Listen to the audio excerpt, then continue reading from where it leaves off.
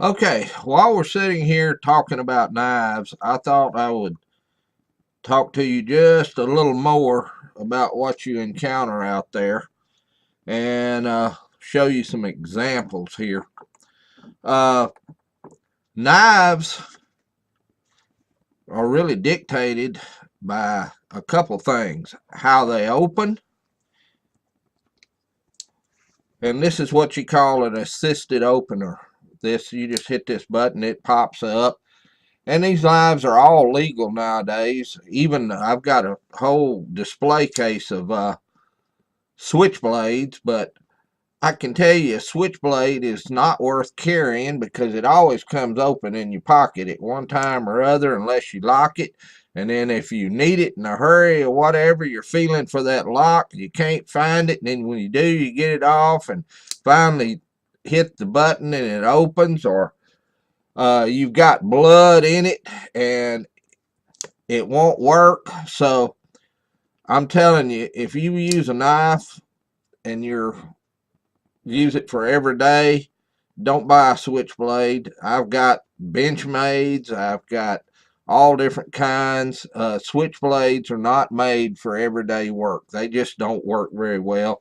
If you happen to clean an animal, I've got a Benchmade switchblade that I've tried to clean a pig with, and that didn't work at all. All the blood got down in it, and I had to completely disassemble it to make it work.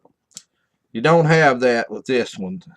This is a Kershaw assisted opener. You hit the button, and it opens. And so stay away from the switchblades. I've got one that costs $200, and it stays in the display case because yeah, it comes open. It pops open like all get out, but lint from your pocket gets in the opening and it'll slow it just enough to where it won't open up.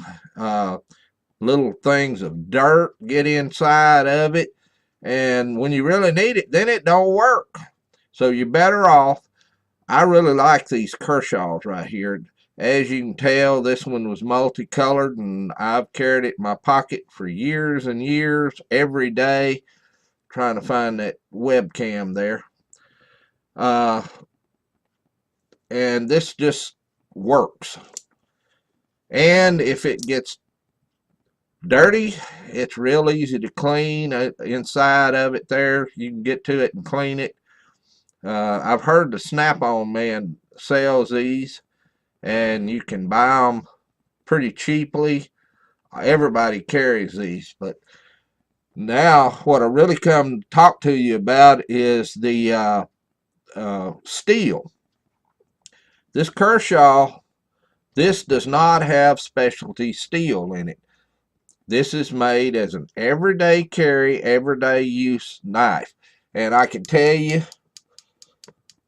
it's not real sharp.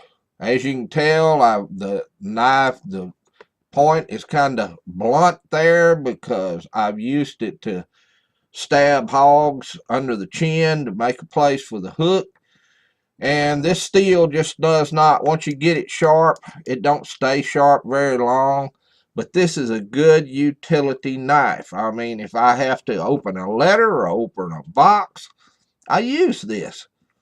It don't dull that much. It's hard to sharpen because it's not uh, a very, what I call, great steel for cutting flesh. I'm not sure what kind this is. I don't want to tell you that Kershaw does this or does that when I'm not sure, but I can tell you this is not specialty steel that's great. This does not rust. Does not rust. It does stain a little. If you notice, mine is stained from something, probably cutting tires. I cut a plug off a tire, but anyhow, there's lots of steels out there. And I hear every day, oh man, my knife has got 440C steel in it. Well, if it does, it's a great everyday carrier knife because 440 steel just will not hold an edge like some. Yeah, you can make it shave, but it ain't gonna hold the edge to clean animals and stuff like that. That's a cheap steel. It's a stainless steel. It's not gonna stain. It's not gonna rust. It's a great steel for an everyday carry knife, but it's not a specialty. Then you got 154 CM. That CM is crutchable machine or something like that. This one here, it has a little button, but it's not an assisted opener. This is a Benchmade. If I was standing up, I would take it and sling it, and it would pop open. I do not like those thumb deals. They just irritate me to death, so I always take them off. This has got 154 CM in it. Anytime a knife does not have what it's made out of stamped on it, the steel, generally it's going to be a cheap knife. These things you can buy in the filling stations, $5, $10, you cannot expect that knife to have good steel in it. 154 CM is a more expensive knife stuff. It's for everyday carry, but it will sharpen up and it will stay sharp pretty well. D2, y'all know I've done several videos with my herring knife. It's D2 steel. D2 is what they make the dies out of to make some knives. It's so hard that it stays sharp. And a lot of these knives even depend on how much tempering there is. One thing you want to stay away from is little knives like this. That is a beautiful knife. I just could not turn it down. You know, from having all these knives, I do like knives. But this is a Damascus steel knife. And a lot of these guys come, oh man, I got a knife made out of a file blade. It's great. Well, a file is too hard to make a knife out of. It'll chip. If you turn this thing just right and hit a bone, you're going to chip. The Damascus is pretty, but it'll also rust like crazy and stain like all get out. I don't know how many of you old enough to have your grandmother's old hickory cooking knife, but it's generally stained plumb black. Damascus will do the same thing. This is a beautiful little knife, but it's made out of high carbon steel. Well, I didn't pull out a case knife, but a lot of the case knives are also high carbon. That means that they will really get sharp and stay sharp, but they'll also rust like crazy and stain like crazy. They're going to turn almost black on you. They will get really sharp, and they'll hold pretty good edge, but just be aware of that. If you're going to get like a case knife that's high carbon steel or that Solgen steel or all that, they'll get an edge and they'll hold a pretty good edge, and they're easy to sharpen, but they will rust and they will stain badly. So some of this to look for 154 CM, S30V, S30V, AUS 8, or D2. These are just a few of the specialty steels that will really hold an edge. And if it's 440C or it doesn't have nothing on it, ATS 34, that's going to be a pretty good knife right there. ATS 34, but every time you say that, if it's not marked or 440C, when you see ATS 34, AUS 8, D2, S30V, or 154 CM, you add $50 to your cost of your knife, because those are specialty steels. The other thing is that these specialty steels, they have to be tempered. So depending on your knife maker, is how he tempered them and used the cryo as to how long they will hold an edge. Most of them now are made like this Benchmade here. It's 154 cm. This is actually made from powdered metal that they pour in a mold and then heat it up, and it turns solid and all that. But this is a stainless steel. This is not gonna rust. It'll be fairly easy to sharpen, and it'll hold a good edge, but you can't pry with it. If you pry with it, it's gonna break. This is an everyday carry knife. You know, if you're going to get something that you really want to clean an animal with, you need to get one of the better steels. Don't get something like that. Boy, it is pretty. I really like that. But you're going to notice, you see how thick that is? That is a really thick blade. That means it's going to be hard as hell to sharpen. And it'll get sharpened because this is that Damascus blade there. But it's also going to stain, and it'll rust like crazy. And it's hard to believe carrying something in your pocket rusts that bad, but it will, believe me. So that's just a little bit about steel.